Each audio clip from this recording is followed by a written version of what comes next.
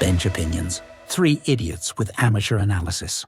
Welcome to another episode of Bench Opinions, everyone. Welcome to another rugby episode, a new week, a new episode to talk about all things rugby. And this time it's all about the British and Irish Lions, who clinched the series win down in Australia, winning the second test 29-26. Their first Lions series victory since the last time, I believe, that they went to Australia, which would have been in the early 2000s. I think it was maybe 2003. No, minus 12. Minus 12. So there we go. 2013. Got you. Give me our toes. Thanks everyone for listening. Please subscribe if you haven't subscribed, if you enjoy the content. And if you're on TikTok and we say something positive about your country, don't insult us. Yeah. I also don't understand why I'm always the one taken to the cleaners. I was called the guy with the Googles. Now I've got the whole of Zimbabwe that might go and torch my mom's house. Yeah. She doesn't live in South Africa. No, she does, but you don't know where. But I was just like, the whole thing was praising Zimbabwe. Yeah. And apparently I called Namibia neighbors and Zimbabwe not neighbors. What a load of nonsense. Yeah. But listen, I mean, we know that there's always something to go at. But we like the furore, as they call it. Listen, it gains us a lot of followers on TikTok, which I don't know what the bar is to followers on TikTok, because it seems like extremely high, and a lot of people follow us. Exactly. So definitely tune in there for some great snippets of our content. But we appreciate if you listen to this. And always head to the comments. The comments are where it's at. Comments is where it's at. And if you do have the inclination to ever defend us in some of them, go ahead. Go ahead. Yeah. Or if you want to attack us, you can also go ahead. I have a Zimbabwean friend, so...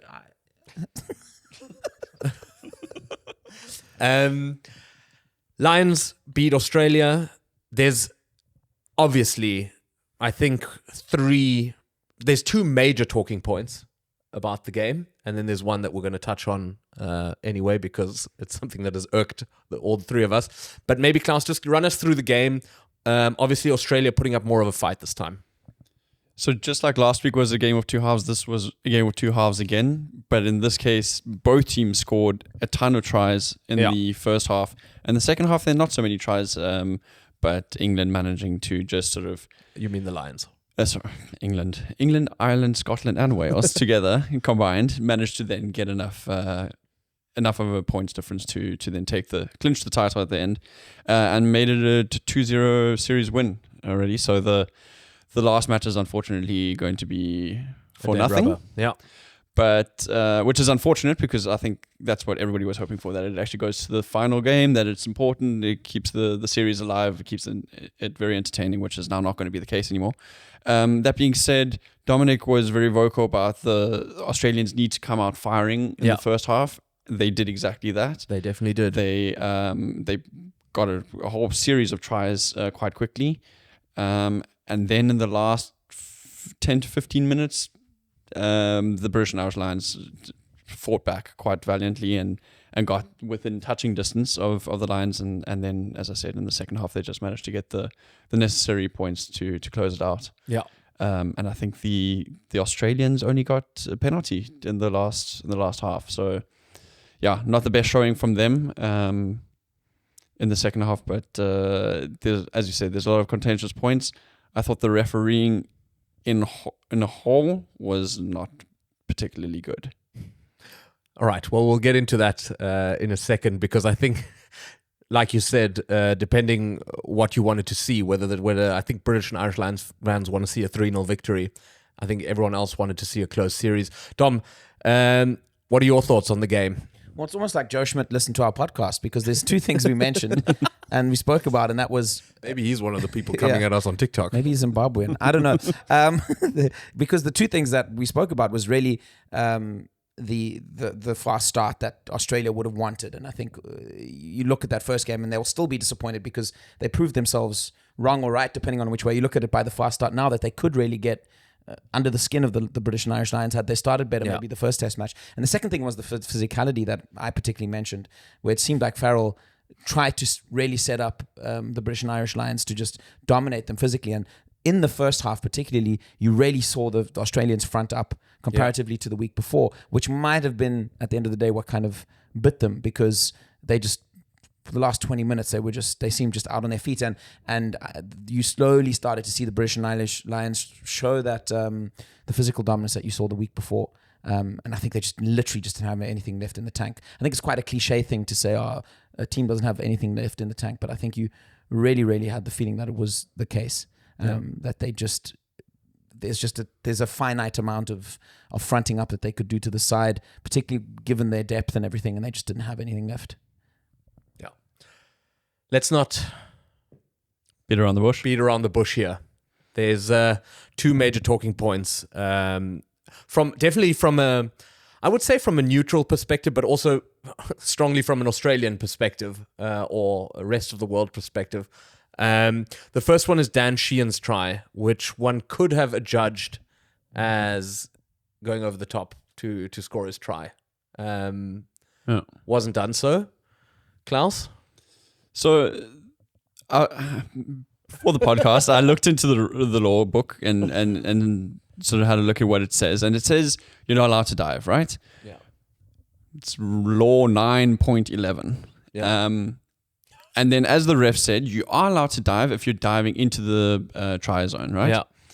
That is allowed. What you're not allowed to do is you're not allowed to jump over a tackling defender who is on his feet. And Dan Sheen is very clearly jumping over to avoid a tackle. It's the reason that this law was introduced is for player safety, so that you're not getting tackled in the air. You're not getting that hurdling that you see in American football. Exactly. And that you don't get flipped over and then land on your head and break your neck. So I think that was a wrong decision. Wasn't an Australian, ironically, who was blown up for jumping over a defender in the November Test series against England? Yeah. Yeah. No, wasn't it the Welsh player? The Welsh. Oh, he the was Welsh. player. Sorry, yes, he was the Welsh yes. fullback. Yeah. Yes. Apologies. Yeah, exactly. in the Six Nations. Yeah. So I don't think that should have been a try. I must say, I interpret it a little bit differently. I think out of the two contentious decisions, for me, that's the one that I feel has the biggest room for. I think the question at the end of the day is what overrides the other one. I saw some interpretation, and I looked at it a few times, and I also read the rule book, that he's not. You could look at it and say he's not evading a tackle by diving, because that's one of the factors in the rule book as well that says you may not dive to evade a tackle. They're the definitely interpretation as to like, was the Australian player that he dived over in diving over the try line really in a position to tackle him? That's, I think, the contentious issue. But out of the two decisions, I feel like this one you can lose way less time over. Yeah. In terms, obviously, also in the context of the game. But I think, I think the fact that he dives to dot the ball down mitigates the other elements, in my opinion. But it's a fair point, that because you do remember the second one, which we're going to get to in a bit, a lot more, because it's so game defining in a sense that the score literally changed for one team in that moment. Obviously, had that try not been awarded, and the scores would have otherwise remained the same, they also wouldn't have won. But let's get to that. The second incident. It's the final minutes. A lot of phases being put together by the British and Irish Lions. There's a tackle. The Australian with Italian. Tizzano, I think. Tizzano gets over the ball and is cleared out. And now this is where the disagreement comes. At the same time as he gets there, or way later. And the question is, did Jack Morgan make contact to his head/neck area while cleaning him out? I'm going to start with Dom this time. What are your opinions? So the thing that kind of bamboozles me the most about the interpretation is the language that the referees and the TMO use, talking about him rapping. Yeah.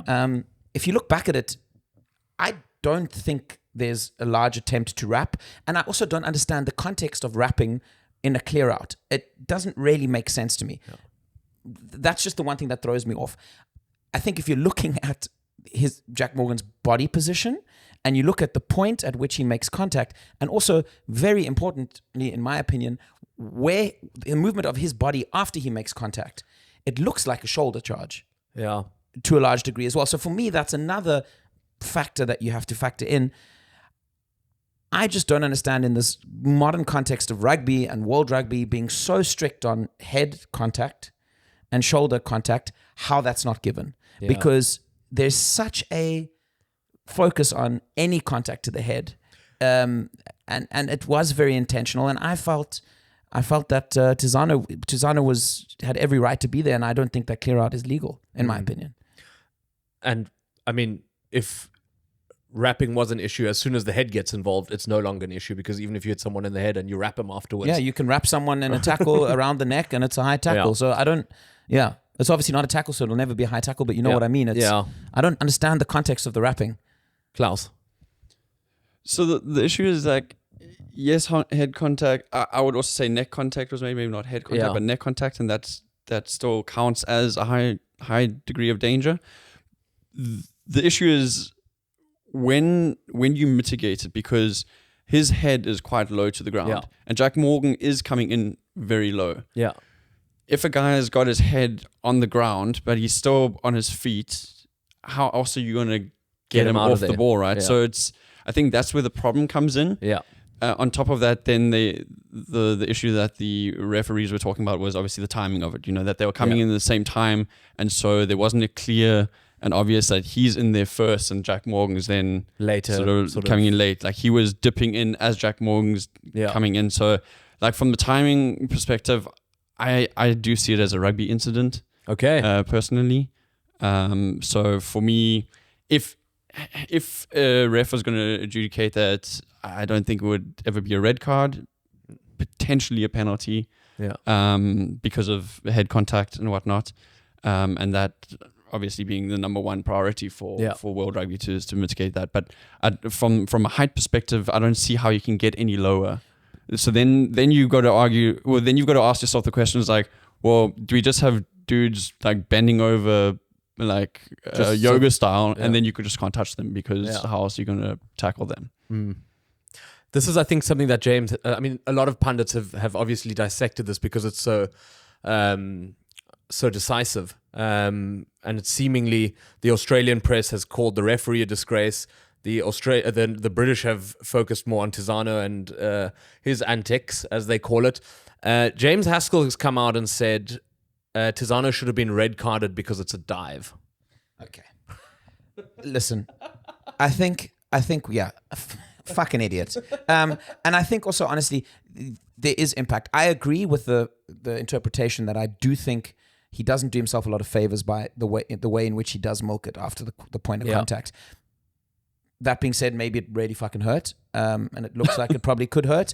But I do think it was abnormal in the rugby context, I would say. And I don't think it's something that completely straight away stands out, and people do automatically say that's theatrical. He's trying to milk it. So I think he doesn't do himself a lot of favors there, particularly in the aftermath. I think in the context of the game, I think everyone was really just looking at the point of impact. Yeah. But yeah, that's fucking silly. I mean, unbelievable. Well, the thing I think with the game paying so much attention to head contact, players obviously know the advantage you get when someone does make contact with your head. Like in those really insane situations where you get hit really hard in the head, you're not going to be able to dive because you'll literally be knocked out. You'll be knocked out For sure. But then there was that incident in the Georgia game with the headbutt, and you could see the player sort of he got headbutted. The Italy game. Italy, sorry. Yeah. He got Italy game. He got headbutted, and then he sort of went back, and then he realized what had happened, and he went, looked straight at the ref. Yeah. because, and that'll just come into the game. I'm not saying that's what Tizano did, but I don't think it's necessary anymore, because we're seeing so much more that the TMO will comb through footage after a try is scored so intently that they're going to pick that up if something's gone wrong. Like, how often now are we seeing tries scored, sometimes kicks been taken, and before the restart, the ref says it's got the TMO in his ear, and they're looking at something. So, the Australians got us with that as well, with Nick White. Yeah, I think a lot should also be said. I think we should also look at how is footage showed to the referee. Yeah. I personally believe that incident, there was far too much. I think the ref, before he sees anything else, should see it in real time. before he sees anything else. A lot of the time you see them getting shown sort of the one angle close up, and a lot of the time it's 99% of the time it's slow-mo. But I think if we're looking at this incident and at how vital timing is, because every video that I saw of it in the aftermath was slow-mo. And when it's slow-mo, it looks like Tizano is stationary and he's beaten Jack Morgan to the ball. Yeah. And therefore, when you're looking at that, you're going, yeah, but he has no business coming in to clear him like that because Tizano's obviously there. Yeah. So I think that's something interesting to look at, is like trying to make sure that the first 5 times that referee sees it, it's in real time. And then focus on where the contact was. And then focus on where the contact is. I think that's a gripe. And then the second thing, because we always talk about rugby rules and how they are complex, and a lot of the time they do feel like they may be hamstring the sport for various reasons. First of all, because there's a lot of contentious issues. Second of all, because it's very complicated and it's not as easy as football, for example, to get into as a new watcher of the game. But the second thing is, and this is, I'm going to ask you, I think it's hard for the ref there to give a penalty to Australia and not automatically send off Morgan, or at least give him a yellow card that is set to be reviewed. And I don't know, and I don't know if, to some degree, I'm trying to put myself in the shoes of the referee here. I don't know if that stops the ref from giving the penalty because of, you understand what I mean? I feel like there needs to be room for something to also be adjudged. Head contact, you have provision for accidental situations, like accidental offside in rugby, for example. By all means, call it a rugby incident that leads to head contact, where you can punish the other team without this next level of severity, which might be something that is in the back of a mind of a referee and stops a referee from making a decision like that. I think they do have that, because when you have head contact, it's immediately a red card, and then they look for mitigating factors, going down to yellow and then going down to penalty. So I think those steps exist and those processes exist, but when you get to something like this that doesn't happen that often, I think it's just tricky. I think a few forwards have gotten involved online and said there's no other way to clean out players. Obviously, a lot of them are players who played in the past, and one has to agree that rules were very different then, depending on obviously how far or how long back they played. But hard for the three of us to sit here and say, there's safer ways to clear out a player when you arrive at a similar time. I'm going to steer back of saying they arrived at the same time, but the interesting thing I noticed was when the referee was making his decision, on the split screen was Jack Morgan, and he looked very surprised that wasn't a penalty, and that was telling to me. The thing is, this is my devil's advocate question to you, is do you think we are dissecting it as much if the penalty is awarded? That's my question, and I think it's a very valid question. No, but I think we all, as much as it pained us to say, wanted Australia to win, so we wouldn't have looked at it in that much detail. No, I think the sum, and then so the equation. The equation is easier to explain if a referee gives a penalty for that, because of there was head contact. Oh, for sure. Etc. So that's an interesting angle as well. And that's just, I think it's just an interesting topic of discussion is, do we sit here and really look at that after there's been clear contact? Because I think that can't be disputed. There was contact to his neck. Yeah. I don't think that was up for debate. That's just another interesting angle, is that, like, how do you, as you said, you work back and which factors are where, and then obviously in this case, I think it's clear that it's the timing question. The timing question solves this debate. Well, I mean, the thing that's, so the timing, because of the timing, I think that's why it's not a red card at least, or even a yellow, but it's the wrapping where I'm even look at the wrapping, I'm like, you can go in like this and still lead with your shoulder. That doesn't mean your arm was actually going to wrap. And according to the laws, it's like, if you make contact with your shoulder, is your arm in a position to even make the indication of wrapping? Yeah. And that to me just doesn't seem good enough. I mean, then you could just shoulder charge with a chicken wing. And wrapping kind of indicates an element of control, right? And if you look at the way his body finished after he hit Tizano, it was a very clear sign of a complete lack of control. Yeah. And that for me is also another question. Again, I don't know if that changes the whole decision, but these are the kind of factors that I look at, and I'm like, he's coming in there guns blazing with no regard for where he hits the opponent, and I would argue with no attempt to wrap, because he also fails to wrap. Yeah. So yeah, I think depending on where you sit, that decision can be argued for sure. till the end of time either way. Let's move on to the next point of conversation, which I think we all sort of saw during the game and probably caught everyone's eye. I mean, not only us, is Maro Itoje and his behavior as a captain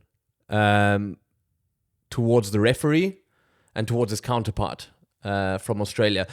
We'll preface this and be fair to our listeners and say none of us are big fans of Maro Itoje, not because of his rugby playing skills, but mainly because of how he behaves. Well, And it's warranted. yeah.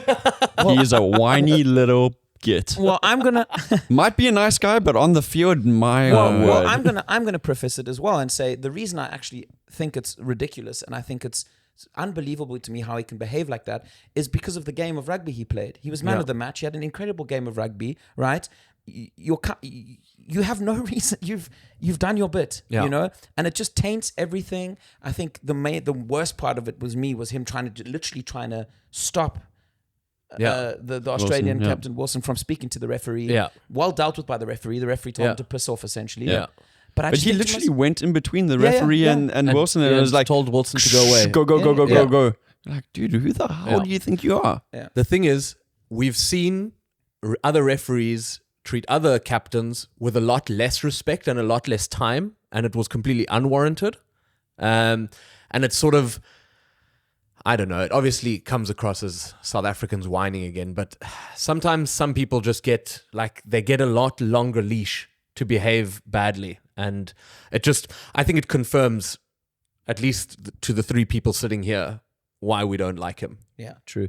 Yeah. And the irony is, I think also it sort of increases the magnifying glass element of the complete refereeing of the performance and the complete sort of contemptuous decision element of this game. You know, I think it's another thing on top that kind of also makes you think that, as you said with Sheehan, makes you think that Itoje knows they've gotten away with something there, and he's trying everything in his power to make sure that it doesn't change. You know, so I think that's another element to it. The equivalent of what used to be like trying to take the kick off or trying to take the kick quickly, because after which the referee couldn't take back the try anymore. Exactly. Yeah.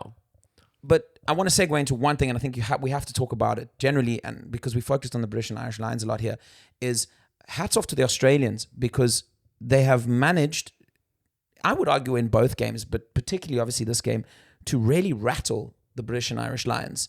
I'm caught on that, you know. I agree with you. I mean, listen, it's a fact that the game of rugby was amazing. Yeah. And they turned up. Yeah. And they fronted up. But I just think, if there's no situation and there's no, within the game and within the context of this tour, that I would ever have thought that Itoje would have to resort to feel the need to resort to that kind of behavior. And that for me is telling. That to me means the cage has been rattled. There's been a bit of, you know, they got caught off guard a little bit, and albeit they got the result. So I'm not diminishing that, but I just think with us obviously also looking at the global game and the next World Cup being in Australia, and I think all of us, I believe, and I think we all do, and a lot of people do, they root for Australia in the sense that they want Australia to, the better Australia are, the better it is for the global game, and with the new World Cup coming, and I think this tour would have done a lot for them, and I just hope that they can take the positives from it. Yeah. With one game left. Let's touch on Australia, where they are now, what this means and what it means for their future. They showed a lot more promise at the end of last year. Sort of people were like, okay, because Australian rugby was sort of on not like a steep downhill curve, but it was on a road to nowhere. You know, the game's losing popularity in the country because other sporting codes are just way more popular. So you probably got less kids coming into it. They're in a Super Rugby competition that has changed drastically, and that you could argue they haven't really bought into that massively either, because the New Zealand teams are just so dominant. And they needed a big change. They brought Joe Schmidt in, as I said, showed promise at the end of last season. Was this enough to convince people that they're on the way back, or is this just not good enough anymore because they got soundly beaten in the first test? They needed to front up in the second test. Refereeing decisions, yes or no? I think they were leading by 18, 19 points at one point. Yeah, 18 points, yeah. In that game. Half time, yeah. Are they just, is it good enough for them just to be the nearly men?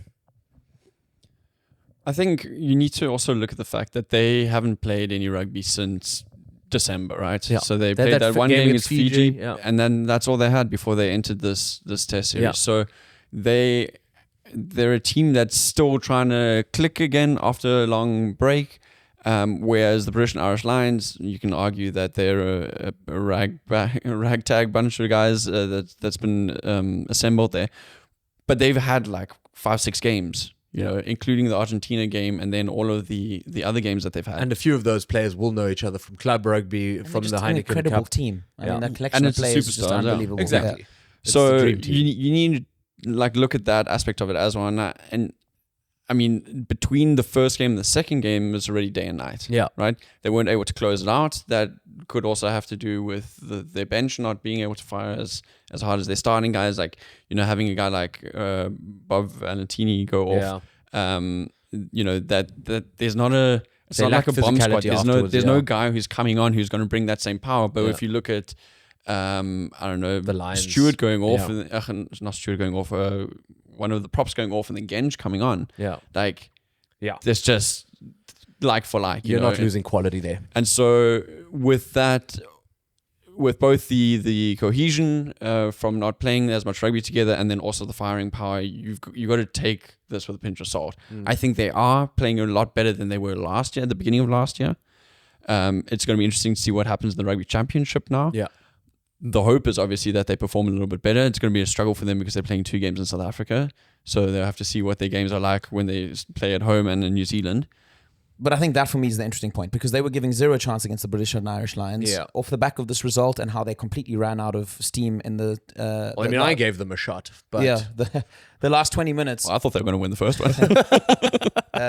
You know, but I think generally they weren't given a shout really, Yeah. and with their performance now in the last 20 minutes and the trip to South Africa with 2 games against South Africa, who are renowned for the whole bomb squad sort of toolkit that we have.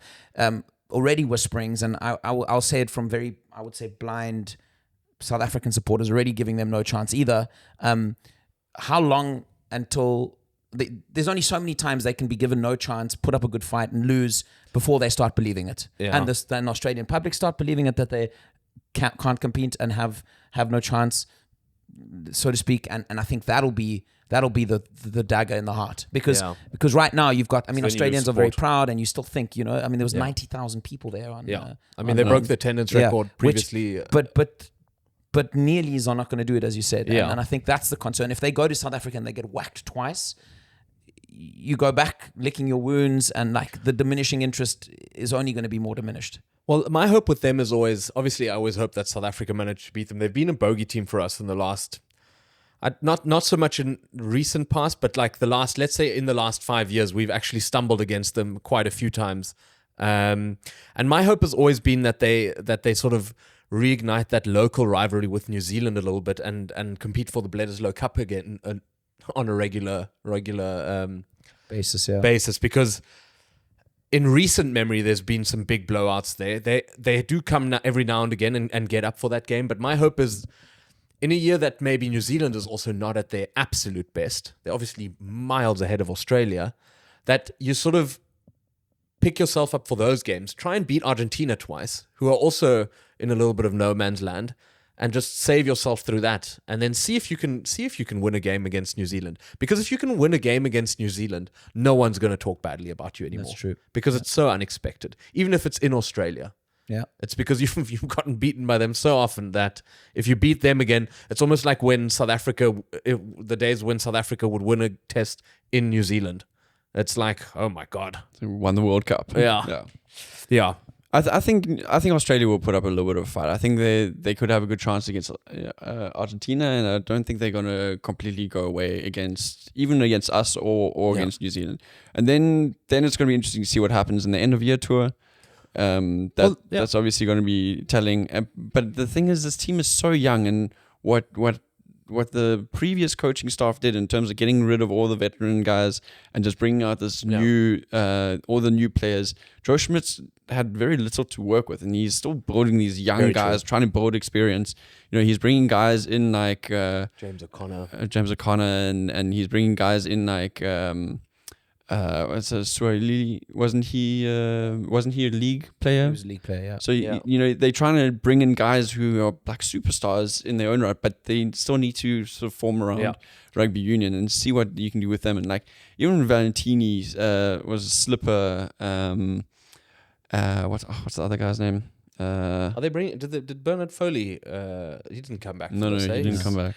I think the one thing that they need to try and exploit, and you've hit it on the head, is the fact that rugby league is competitive on an international level, but it's dominated way more by local club games. Yeah. The World Cup isn't as big a spectacle in rugby league as it is in the union game and national games. And I think that there's no international element to Aussie rules football either. No. So I think they have an opportunity within those three sports with the union side to really get the national interest, sort of the play for the pride of the colours, pray for Australia. Even if you don't care about Western force, you can exactly. You can care and about. I think that's why they can only keep doing this so long, being given no chance, kind of put up a fight and lose. Yeah. They need to build pride almost. It sounds super cliche, but that's kind of what I think they need to do. Yeah. Well, there's one more game left in the series. Let me put it to you. Does it matter would this series be more of a success for Australia if they won the last game? Could you then look at it, even though it's a dead rubber in a sense that the British and Irish Lions will probably field a completely new team for? At the end, you'll look at the stats, you'll see they won 2-1, and do you then look at it and say, oh, they actually did all right? You've already answered that question. It depends on the lineup. Yeah. If Andy Farrell goes and starts fielding an experimental team and doesn't play a similar side that he's played in the last two test matches, then it's going to lose not authenticity, but it'll lose shine. It'll lose shine. Yeah. Yeah. Australia have to win this. They have to try and win this game. Of course. They have to. No, but I mean, like, I think, my fear is that Farrell changes things up, gives some of the French players, a start because he knows he's got the series victory. It's giving a proud moment for the guys to be Lions and starting a test match and then still beats them, which I think is very much possible because you bring in the fresh legs element and et cetera, et cetera. Yeah, it will be interesting because I think I just think Australia have to try and find a way to get a result. Because a 3-0 victory is also big for the Lions. One has to remember. Yeah. That's because then they've won, other than the warm-up game against Argentina, that means they would have won everything on this tour. Yeah. And that's also, I don't know when that happened last time. I don't know, I can't remember back to 2013, whether they clean swept in Australia. It could be. But that's a thing that I guess would prevent maybe Andy Farrell from. Wasn't there a famous draw in the last? I think it was 1-1 and a draw, wasn't it? The last. That was in New Zealand. That was New Zealand. Yeah. Okay. And in New Zealand, I believe they also lost to one of the club teams. Yeah. Crusaders, probably. Yeah. So yeah, I think I think they've got a chance. I hope that they can keep that energy up because for Australia, it's tough to get yourself up for a dead rubber as well. Pride is there, but it's very difficult to play for. I've got one last question for you guys before we can wrap it up for today, and that's on the role of the TMO. Sort of goes back to what we were discussing beforehand. Our dear friends in New Zealand, specifically the Breakdown, and what's that other pundit called? That he's not on the Breakdown, but he, it's Sir something. They're all Sirs. Sir Kerwin. No, he's on the Breakdown. They've said that the TMO needs to be less involved in the game. Obviously, after the Rugby World Cup, that was their massive gripe because of Sam Cane's red card. Having watched this game, one, did the TMO do enough? And two, can he do more? Or do we have to say that in most cases the referee will pick a sort of line of what he's seen and will ask the TMO to agree or not agree, and it's usually an agree anyway. of course New Zealand doesn't want the TMO to get involved because they use dirty tactics. And it's the 2 same. finals, 2 red cards. And it's the same with the Irish. They all on their hands, crawling along the ground. Nobody sees anything because they all hide themselves, swing around the back of the ruck. the bloody ball. French don't show anything on they lose the... Yeah, the- suddenly, no comms, It's can't finished. hear it. It's Yeah. finished. So, of course, these teams don't want the TMO to get involved. and There's us no honest bloody, South Africans, Yeah, we us just honest South want Africans. to play by the letter of the law. We love CCTV. We just want honest Joe out there calling it as it is. Yeah. There's a lot of truth to what I just said. We say it in jest, but it's true. Honestly, I don't know what the conversation is like with the sideline refs, but I always feel like they need to get more involved because what was happening in the scrum, the opposite side to the referee kept on going down by the British and Irish Lions with knees on the ground, elbows on the ground, and the sideline ref didn't call shit. Yeah. And I'm like, well, who's getting involved here? And it's like, well, maybe Maro he's standing Itoje too is far away. in front of him. Can't Yeah. see. And he's like, shh, go away, go away. So I think, Yeah. I don't, as I said, I'm not a ref. I don't know what the process is in terms of communication, but I think something like that, I don't know if the sideline ref needs to come in another 40 meters to come and have a proper look from the other side. But that would at least then give more power to the refs on field Yeah. to make the decisions instead of having to go back and review it. And then, it does take away a little bit of the authenticity. I understand what the Kiwis are saying and what the Irish might be complaining about in that regard. And it slows the game down, right? Yeah. Suddenly you've got 5-minute break and everybody's now watching the TV to see and like microanalyze every small detail. If you were to microanalyze every ruck, there would always be infringements. Because that, like Dom said, that collision was slowed down to a sense where I was like, you can literally see every muscle in his body Yeah. reverberate when he got hit, which is, I don't think necessarily always fair. No. In a game like rugby. I struggle to see how you can diminish the TMO's role from where it is now, particularly with a focus on saying, I've seen something, look at it, you Yeah. decide, without things going unpunished and missing. Yeah. And I think as soon as that danger is there, you should not diminish the TMO's role anymore. Yeah. And that's kind of my worry. And I think with the fact that the TMO most of the time, let's say most of the time, is also enforcing safety-related rules Yeah. and dangerous play-related rules, even more so. I think it's a vital part of the game. And I think I would argue that rugby very often sets the standard for innovation when it comes to officiating. They almost have to because of how complex the rugby rules are. But innovation and not being scared to trial things and see if they work and don't work. So this has all gone through a long, like how many times, every time we go in November test, there's new rules being trialed. Yeah. There's new stuff. This has not been taken from nowhere. Yeah. And I think if you look at the evolution of other sports like football, where they've gone in a similar direction but have refused to actually look at rugby to a lot of the things, Yeah. which has led to VAR being an absolute shit show. Again, I would argue that's even more of a case for the fact that rugby union, particularly, I can't speak for rugby league, gets officiating right and gets this sweet spot right as you can get it. Because I think the reason that the All Blacks don't like, or the All Black fans or the pundits don't like it, is because it has dangerous play that they have perpetrated in recent times has been picked up by Yeah. the TMO. Yeah. And if it's the other way around, you stand there and you go, this is the best thing since sliced bread. Yeah. So as long as South Africa remains world champions, things are going smoothly and we wouldn't change a thing. There you go.